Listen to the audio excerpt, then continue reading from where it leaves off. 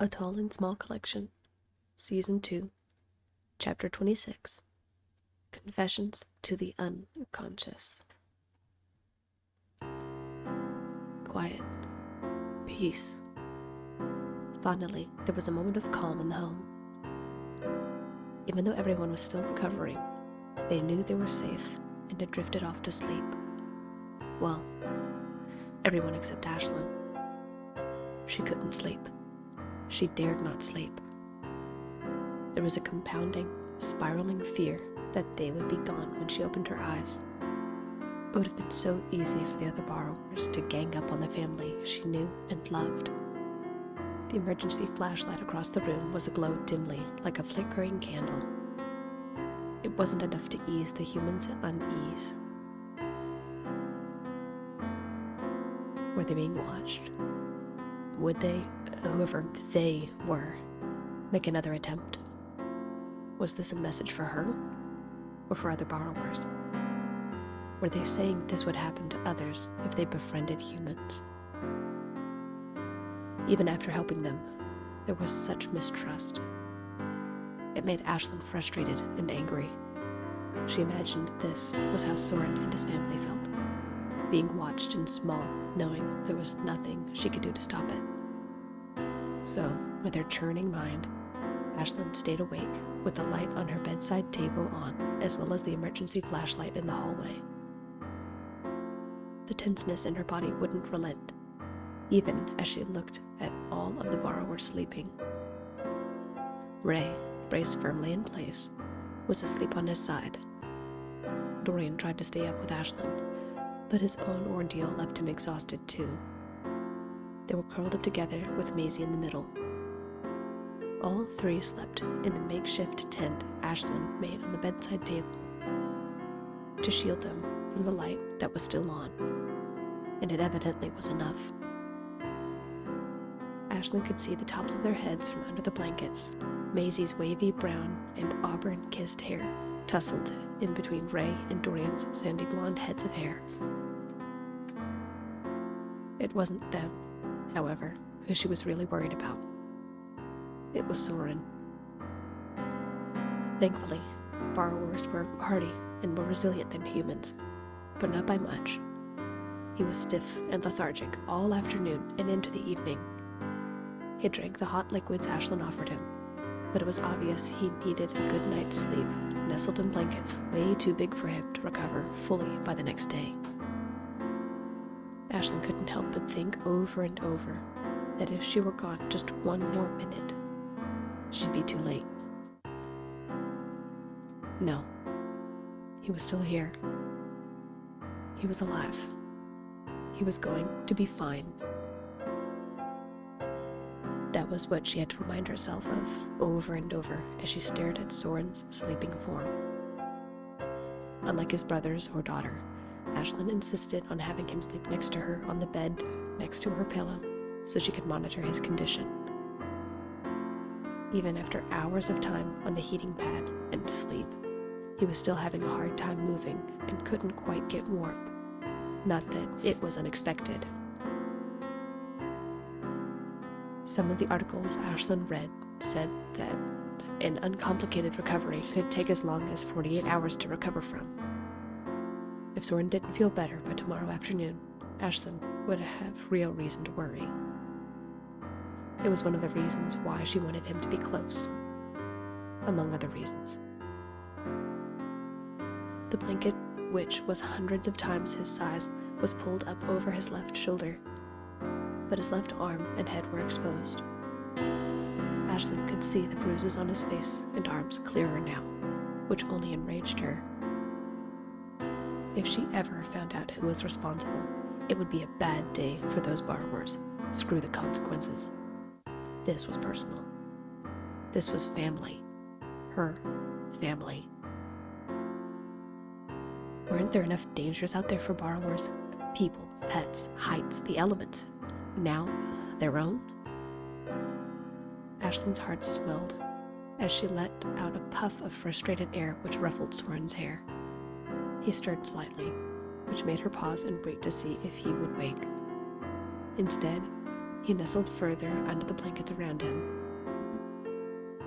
He looked so peaceful. Ashlynn dared to think to herself that he was still rather handsome, and a tad rugged-looking, with the bruises on his cheek and by his eye. It was completely involuntary, but she didn't care. She reached out and carefully laid her hand just barely on top of him, palm to his back.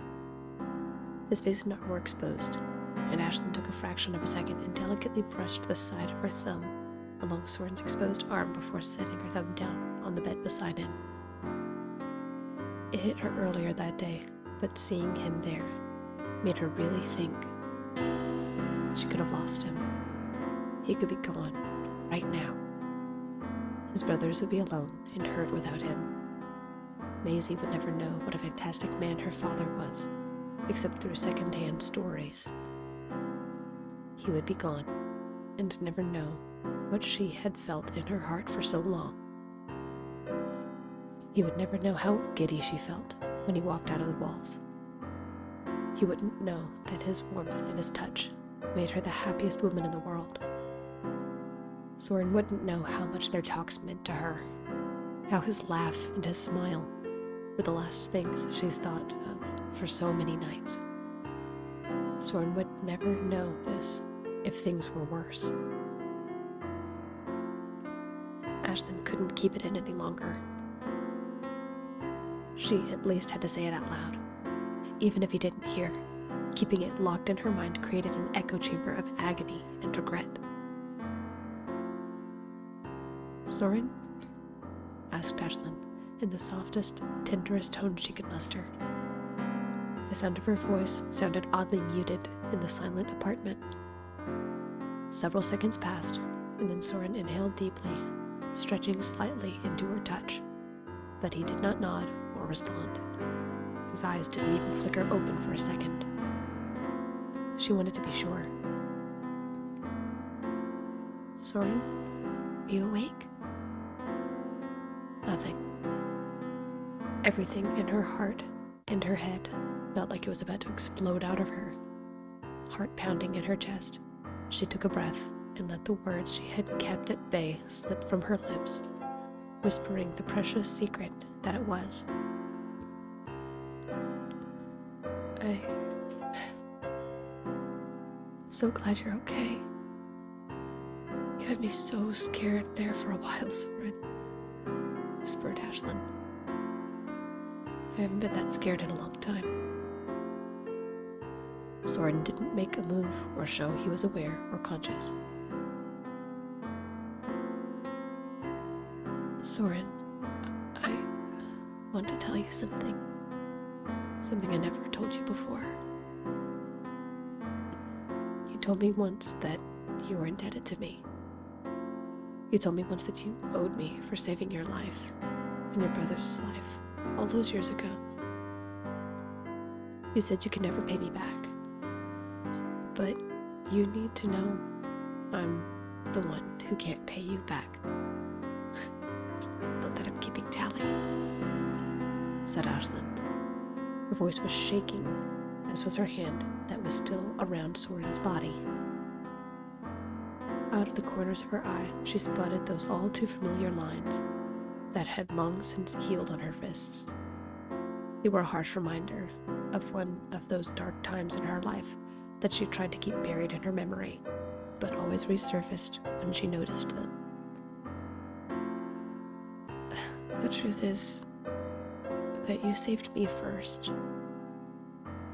Ashlynn closed her eyes and remembered the first day she found him. She could still feel everything she experienced that day, just before she met Soren, found him snapped beneath the mousetrap. The agony, the rage, no one to turn to. Hopeless, sinking sensation when something inevitable ends up happening despite everything you did to stop it. She remembered the frustration and apprehension of what was to come and the confusion and curiosity from seeing this small humanoid under the mousetrap that fateful day. "You saved me," she echoed as she opened her eyes to look at him.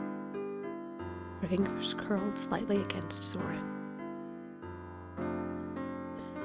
You see, I had just come home from the courthouse.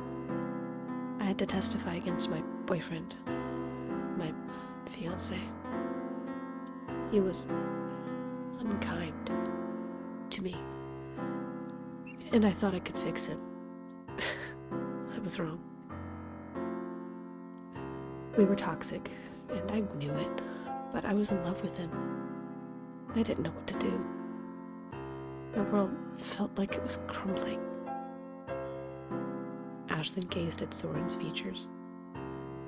The way his hair fell into his eyes as he slept, and the curve of his spine fitting perfectly against Ashlynn's hand, made her adore him all the more.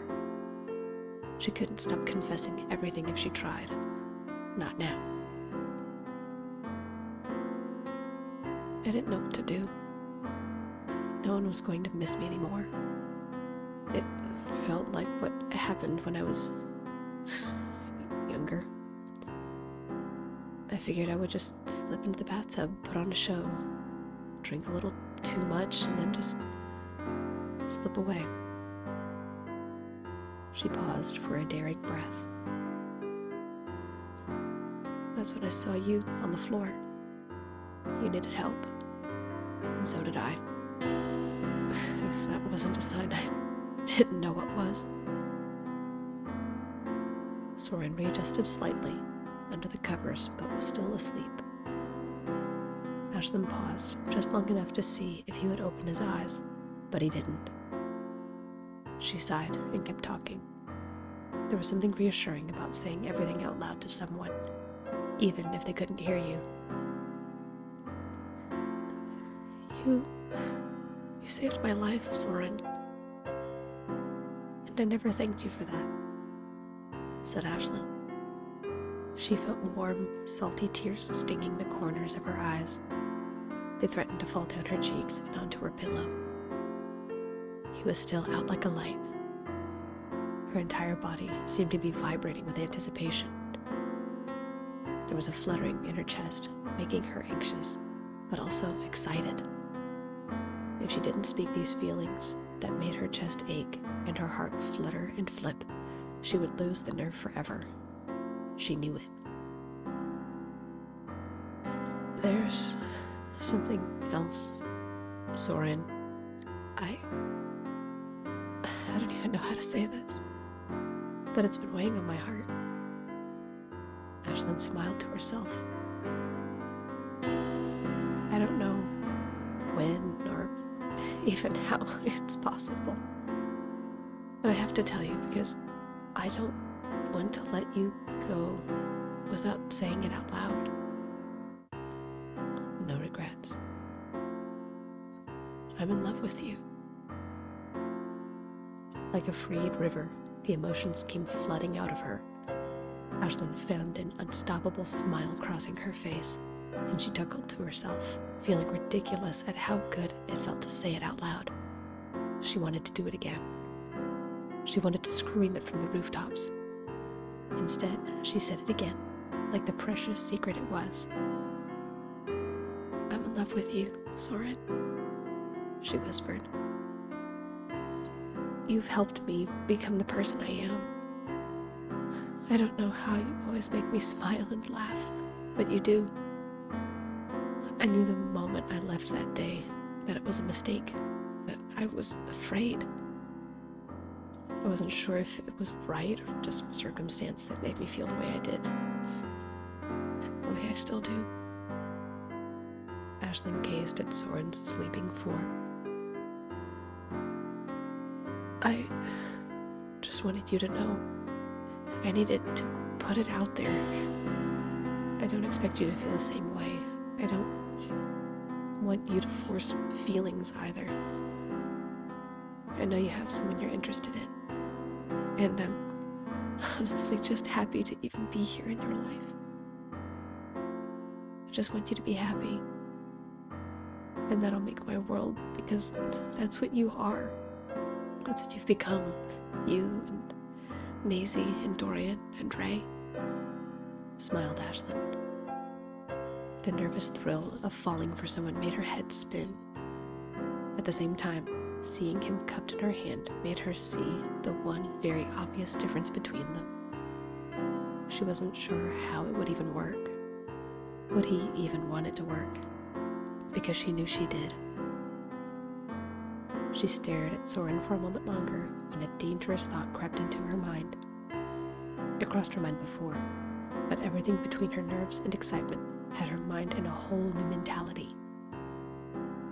She sat up on her elbow slowly and carefully did not disturb the bed as she gazed at Soren. Her heart pounded harder in her chest.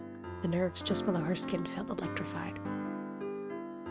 The thought in her mind grew and blossomed. It was now or never. She held her breath and leaned down, moving her hand slightly out of the way, until she was just barely an inch from him. Mustering all of the courage and tenderness she possibly could, Ashlynn closed the distance and kissed Soren. It was just on his chest, and it was only for a second. But what a thrilling second that was. She pulled away and laid her head against her pillow again, finding her emotions overwhelming at the moment. Ashlynn felt Soren readjust, but he remained quiet and still.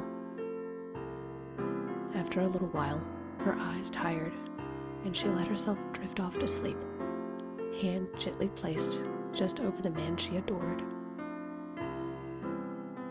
What she didn't know, what she couldn't have known as she drifted off to sleep, was Soren heard it all. Soren wasn't sure if he was dreaming or not. He thought he nodded when she asked if he was awake. Did he not? It was a strange, lucid dreaming state he couldn't quite wake from. It was like he was there, and yet he wasn't at the same time. It was, as they say, an out-of-body experience, but he heard it all. Ashlynn's past, what she was thinking, what she was feeling. Did he even hear her right? She loved him. She was in love with him. She had been feeling this way for quite some time, and now he knew it for certain. When she kissed him, when her soft lips pressed against his chest, his mind sent him over the moon. The mental and emotional rush was the release of tension he had wanted for so long. His heart pounded, and he was thrilled beyond words. He knew the feelings were mutual now. He wanted to say something, but his body and the dreamlike state his mind was in wouldn't let him. By the time he managed to fight his way out of his stupor, Ashlynn was fast asleep, hand resting over him like the guardian angel she was. Now, he was faced with a conundrum. Ashlynn thought he was sleeping the whole time, and in a way he was. The question now wasn't whether or not Ashlynn had feelings for him, but it was how he was going to tell her that he was in a dreamlike stupor, and he heard her entire confession.